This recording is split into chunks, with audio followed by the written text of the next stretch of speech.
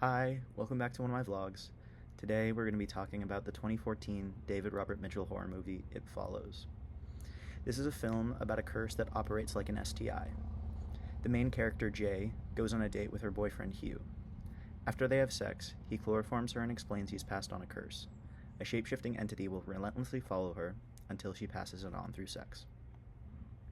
If it kills her, it returns to pursue Hugh. Only the cursed can see it, so people don't believe her. Jay starts seeing disturbing figures that no one else notices. With the help of her sister Kelly and friends Paul and Yara, she tracks down Hugh, whose real name ends up being Jeff. He confirms her only option is to pass the curse on. The group hides at a lake house, but the entity attacks again, proving itself real to the others. Jay has sex with their friend Greg, who doesn't believe her. Later, the entity, now in the form of Greg's mother, kills him. Jay tries to pass it on to strangers, but hesitates. In a final plan, they lure the entity to a public pool.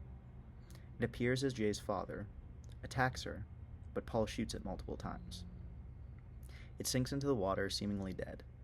However, as Paul and Jay walk away, holding hands, the figure quietly follows them. This movie is a commentary on the ways in which sexual trauma can be passed from one person to another. People who experience trauma in this realm are more likely to inflict that same or similar trauma on someone else. The entity following Jay around is that trauma trying to catch up and reckon with you.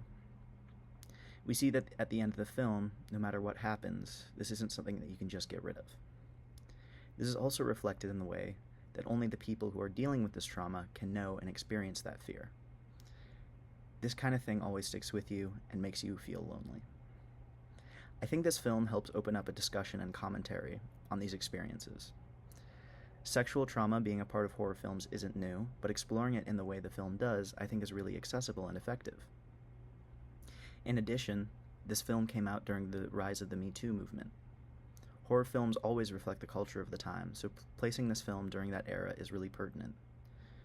The film still has relevance, though. These kinds of conversations around sexual trauma, experience, and health are continuously on the rise, and this film is a really great piece of media to add to that conversation.